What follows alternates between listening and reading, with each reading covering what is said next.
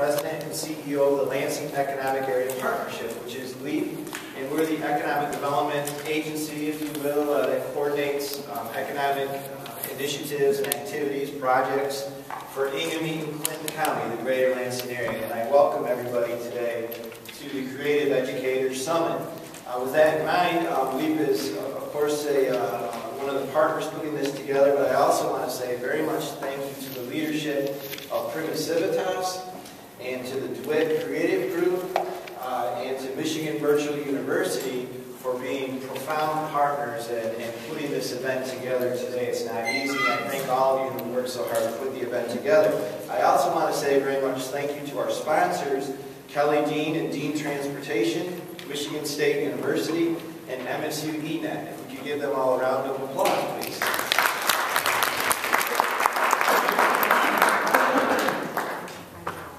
I thought I mentioned Michigan Virtual University, but they are an absolute key partner to this too.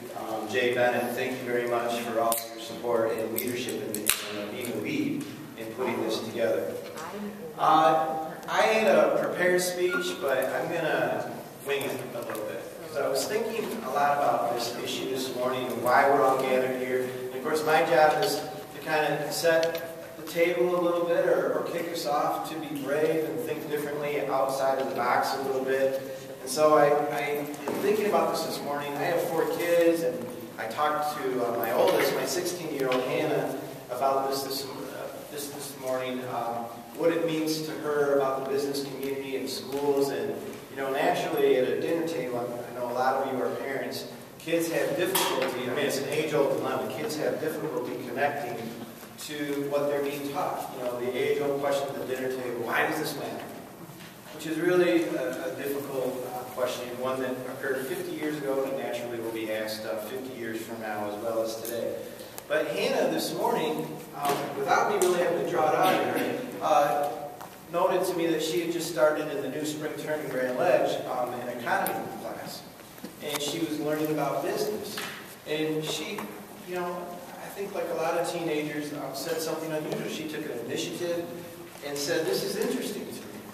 I'm learning about what it's like to control your own life, for instance, and have destiny in your own hand. And I really thought about that if a student like that gets connected to the thinking about business, thinking about our being creative, because that is what business is about, I think it naturally connects to the schoolwork and gives them a bridge to why this is important. And so she just had a very enthusiastic response, and that triggered some thoughts in me. I'd like to start off by suggesting to you that this terrible statistic, actually. I read this last week. 45% of all young adults in America between the ages of 16 and 29, 45% are currently unemployed. I mean, that is a mind-bender, isn't it? Or is it just me? That is absolutely shocking. Of course, it's even higher in the minority communities. This is totally unacceptable. It's unsustainable for every reason that we all understand. Those are our kids. That's the future, not to be corny about it, but of America. 45%. And there's so much that goes completely wrong in life forever if someone is unemployed for longer than a year, a sustained amount of time. But usually that conversation takes place somebody who is 50-ish and what it means for them. I mean, what does it mean for somebody who hasn't even gotten out of the gate yet, who hasn't even started? So it's a very serious question today. How do we link students with as much opportunity in our community, in the state of Michigan, and across the country? That's fundamentally what we're here today. I was thinking this morning, there is much, in a conversation like this, sometimes people get a little squeamish about business and schools and education, and we should be realistic about that right off the bat. But I'd like to make a couple notes to you.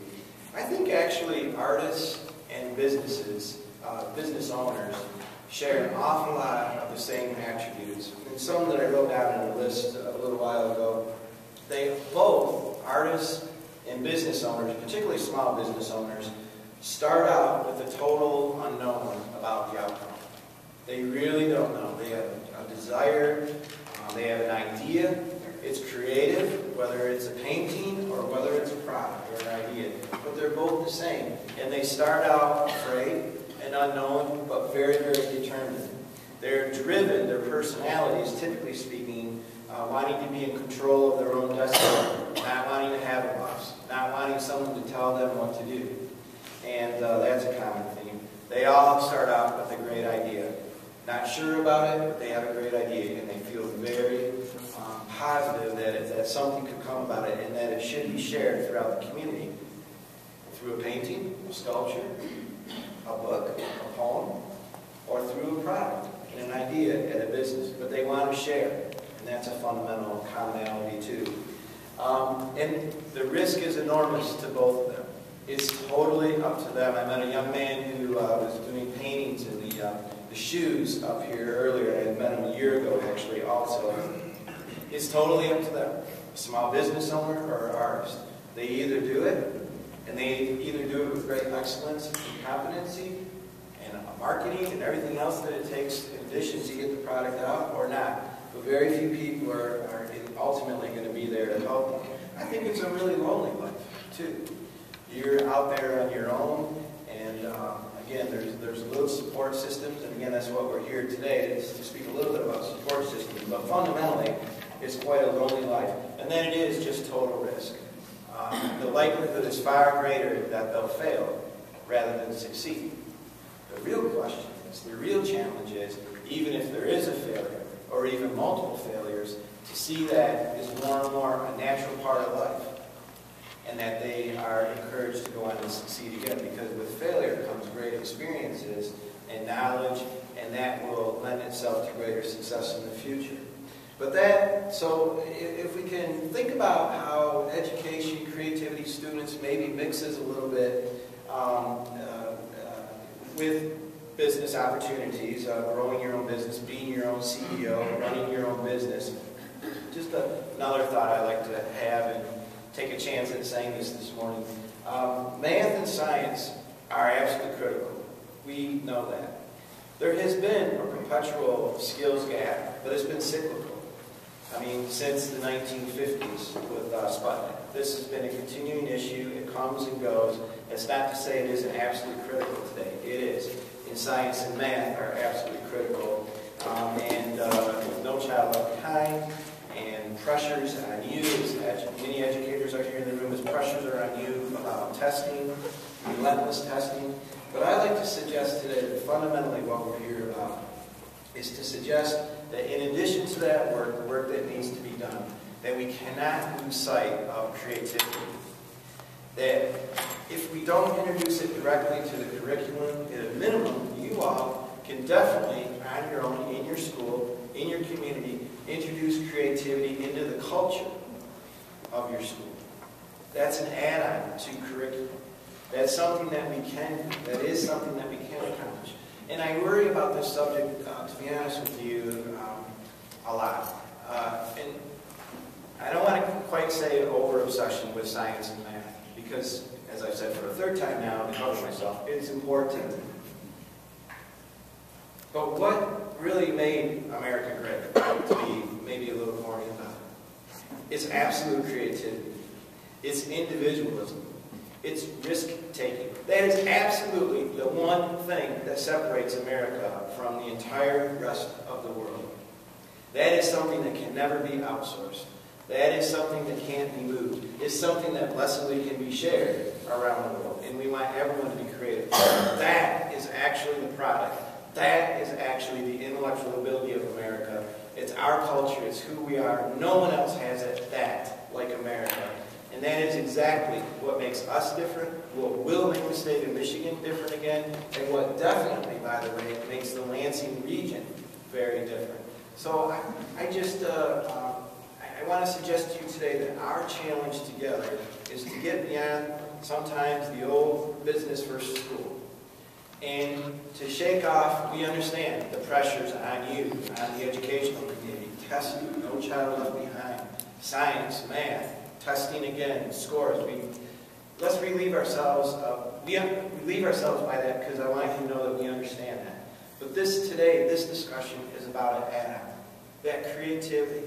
And let's not lose sight of the fact together that that is really what truly will make the difference, and what truly lays the fertile ground for a very, very bright future. That is what we're good at, and we can't lose sight of that. It has to be reintroduced, in my humble opinion. So I just encourage us to work together. With that, I should turn over the microphone now to Carissa Bradley, who is going to be our MC. And thank Carissa, and again, thank Michigan Virtual University and LEAP and Trezise for their leadership and partnership today, as well as our sponsors, Dean Transportation, Michigan State University, and MSU ENAT. Let's make a difference today. It's a start, but as the old saying goes, if you're going to make change, it starts with that first step. Let's come together and do something different. Let's think outside of the box. Let's put aside some of the old thinking, the old biases. Let's learn from one another, and let's come out of here with real goals to really make a difference. I got to tell you, I'm new at LEAP. I started in November. I know I said I was introducing you right now. Since I have this thing, I'm new at LEAP. Jeff Smith is new at LEAP.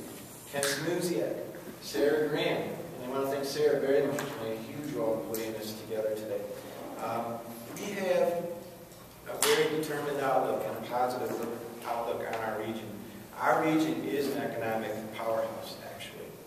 It is an engine for economic development. We have assets ranging from huge national headquarters for insurance companies to the capital, to the largest and most diverse law school in the country, to an amazing world-class university, to, we can even talk manufacturing, 2 of the most advanced GM plants in the world. I'm telling you right now that other communities, regions in the state and outside of the state, even big ones, would kill to even have a couple of those assets. We have all of them. It's a matter of putting it together, and that's exactly what LEAP is going to do with us.